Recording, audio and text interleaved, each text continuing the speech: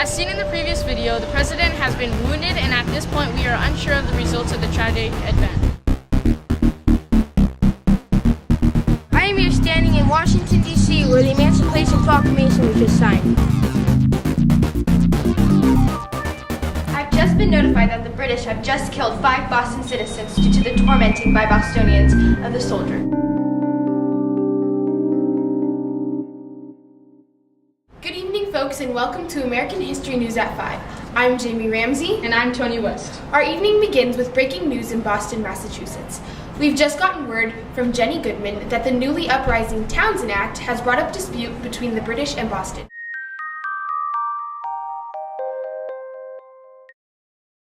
Thank you, Jamie. I'm here live on March 5th, 1770 in Boston. British troops have just come marching into Boston to maintain order and enforce the Townsend Act. Bostonians are up in arms about all this taxing by the king. There's been rioting and people tormenting British troops. 1 second, I'm getting an update. I've just been notified that the British have just killed 5 Boston citizens due to the tormenting by Bostonians of the soldiers. This is truly a massacre.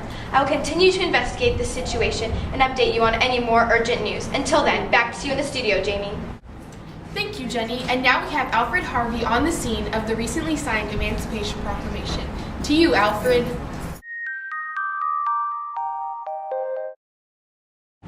Thank you, Jamie. I am here standing in Washington, D.C., where the Emancipation Proclamation was just signed.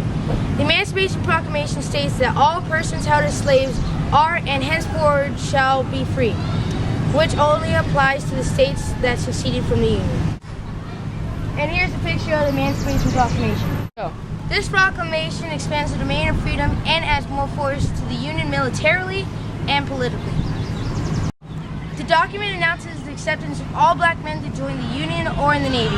By the end of the war, about 200,000 black soldiers are expected to be in the military. Although this paper does not end slavery in the nation, it brings the South back into the Union.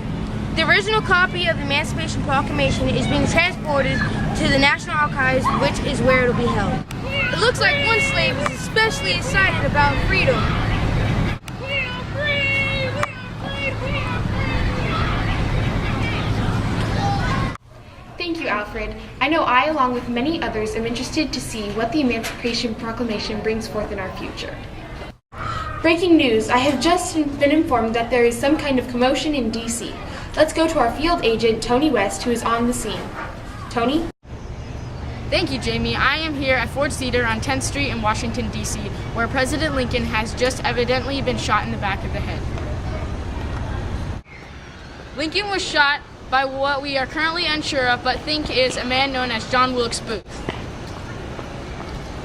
Our cameramen who are filming the play have a slow motion replay of the accident.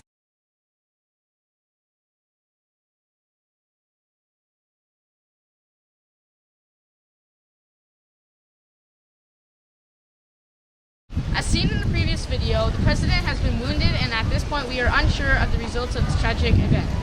Most people are mourning of this great loss. More information will be coming on the situation, such as were there more involved, why they did it, and if the president will survive. Back to Jenny and Alfred in the studio. Thank you, Tony. President Lincoln will be in all of our prayers. He certainly will be. We have one more alarming story for the night. Jamie Ramsey is in Vietnam as we speak. She is currently gathering info on the evacuation of the southern Vietnam. Thank you, Alfred. I am currently on the scene of the ongoing conflict between the North and South Vietnam. In 1954, the North and South regions of Vietnam turned on each other, the North previously bringing up the idea of becoming a communist country, although this idea was rejected by the South. Ever since then, they have been fighting in the undeclared war we know as Vietnam War. In 1965, the United States sent troops over to Vietnam to assist the South Vietnamese.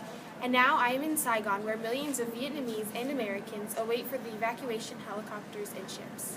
Evacuation is important for the future of many Vietnamese because if they don't leave, the North will force the whole country to become communist. Also, since the South has put up such a strong fight, the North's government has threatened to execute any leftover Southerners. So far, 954 Americans have evacuated and about 4,000 South Vietnamese. In the end, an estimate of 10,000 Vietnamese citizens will be left behind. The U.S. and Vietnamese governments are even now unsure if they'll be able to pick up any more suffering citizens. All we can do now is hope and pray that these helpless people will be rescued. I will continue gathering information, but from what we know, in the future, this date will be known as the capture of Saigon and the end to this war. Thank you. Back to you, Jenny and Alfred. Thank you, Jamie. Tonight we have experienced 4 history-changing events. Without a doubt, the lives of all Americans have drastically changed. Yes, as we wrap up the night, thank you for watching this jam-packed evening of events. We will have more information on all these things on American History News at 11. Good night and thank you for watching.